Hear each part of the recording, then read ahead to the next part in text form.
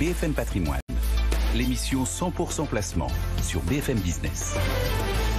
Et on accueille maintenant Jonathan Diver. Bonjour Jonathan. Bonjour Cédric. Merci d'être avec nous pour meilleurgf.com. Et on va donc faire un petit tour en forêt régulièrement. Vous êtes venu, pour ceux qui nous suivent en télé, avec quelques plans. Hein, vous voulez nourrir les chevreuils ? Je veux surtout planter des arbres, des arbres de manière dynamique, même si c'est vrai que les chevreuils seraient particulièrement contents de ces petits bonbons. Une forêt a aussi ses habitants. Comment peut-on, en tant qu'épargnant français, investir dans une forêt ? Il y a deux grandes façons. La première, c'est j'ai les moyens d'acheter une forêt, j'achète ma forêt, j'achète mon bois. C'est pas forcément facile, c'est un vrai métier. La deuxième façon, c'est d'investir dans un fonds d'investissement forestier. Ce fonds, il va acheter des forêts qui vont être réparties dans différents secteurs, sur différentes essences, différents types de sylviculture. Donc en passant par ce fonds, on diversifie aussi. Et bien évidemment, on diversifie dans les essences, dans les localisations, c'est important. Et puis on fait en sorte de pouvoir avoir un accès qui soit plus important. 1 000 €. À partir de 1 000 €, vous pouvez investir dans des forêts. Je pense que c'est plutôt très porteur de valeur. Comment est-ce qu'on crée justement de la valeur quand on investit dans une forêt ? Parce que c'est quand même du temps excessivement long. Enfin, dans vos plans, là, j'en vois au moins un dont je suis sûr, c'est du chêne. Ce tout petit arbrisseau, avant qu'on ne le coupe pour en faire du bois de chauffage ou du bois de construction, c'est pas de mal à veille. Entre 100 et 150 ans. Mais c'est ça qui est beau, c'est que c'est un temps lent et long. C'est un peu philosophique, mais on a besoin d'être dans un monde qui aille un peu plus doucement, mais en plantant de manière régulière, quelque part on travaille pour les générations futures. De manière classique et traditionnelle, comment on capte la valeur de la forêt, vous avez commencé un peu à l'évoquer, c'est par l'exploitation des ressources forestières. C'est-à-dire que j'ai une forêt, j'ai une régénération naturelle, mon plant grandit, il devient un arbre de taille mature, et je vais couper des bois, je vais vendre ces biots de bois, ça va me permettre de capter de la valeur.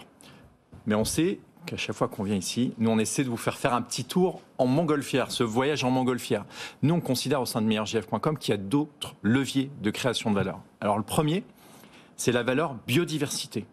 Ce qu'il faut savoir, c'est qu'aujourd'hui 80% de la biodiversité terrestre est abritée par les forêts. Donc on voit que c'est très important que ces forêts, cette biodiversité, elle a des services, alors je vais utiliser le terme écosystémique, tels que la pollinisation, la protection des sols, la régulation du climat. Quand vous êtes dans une forêt, ça fait vraiment en sorte que la température soit inférieure en fait, dans la forêt. Donc c'est des éléments qui sont importants. Ça, c'est le premier élément, la biodiversité. Deuxième élément, c'est sur la partie stockage de carbone. Alors les forêts, grâce à la photosynthèse, ces plants, ils vont grandir, ils vont capter du CO2. Du carbone. Voilà, ils vont capter du carbone. Chaque année, la forêt française, elle capte 50 millions de tonnes de CO2, source IGN. 15% de nos émissions de CO2 brutes sont captées par la forêt. Ça, source ne citez pas. Donc vous voyez que c'est un effet qui est important. Donc ça veut dire que sur le carbone, c'est une façon supplémentaire de créer de la valeur ? Totalement. Nous, on est convaincus que ce qu'il faut savoir, c'est que votre forêt, il y a des espaces qui sont très boisés, il y en a d'autres qui le sont moins. Pour ces espaces qui sont non boisés, quand on va, ces jeunes plants, donc il y a chêne, bouleau et frêne, quand on va les planter, ils vont capter du carbone. Ils vont quelque part créer de la valeur bois, parce que dans 25, 30, 40, 50, 100 ans, ils auront cette valeur bois qui sera très forte, et puis ils vont capter du carbone. Et cette captation de carbone supplémentaire, elle peut être revendue sous forme de compensation carbone volontaire. C'est-à-dire que vous êtes une entreprise, vous émettez des gaz à effet de serre, vous voulez compenser, vous êtes dans une démarche volontariste de compenser, vous allez pouvoir le faire en achetant des crédits carbone.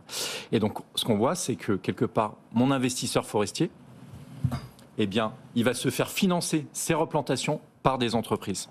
Et donc ça, c'est très intéressant. Et on est dans le cadre du label bas carbone. Alors, avec meilleurgf, vous scannez un petit peu ce monde-là et vous essayez de discerner un petit peu les produits. Est-ce que vous en avez un pour illustrer votre propos ce matin ? On en a un qui est vraiment dans cette dynamique-là. C'est le groupement forestier Épiforéen. C'est un groupement forestier qui a été créé l'année dernière. Société de gestion Épicure-AM. La philosophie de ce fonds, c'est d'avoir 75% de forêts qui sont déjà, en vie. voilà, en route, et puis 25% sur lesquels on va pouvoir aller planter des arbres, sur lesquels on va aller séquestrer du carbone supplémentaire, sur lesquels on va se faire financer ces plantations. Et donc ce groupement forestier qui est vraiment dans cette démarche-là, il est accessible à partir de 6 000 € d'investissement. Son objectif, c'est d'atteindre un volume d'à peu près 15 millions d'euros, entre 5 et 15 forêts. Et puis, bon, cerise sur le gâteau, parce qu'on est en France, on aime bien défiscaliser.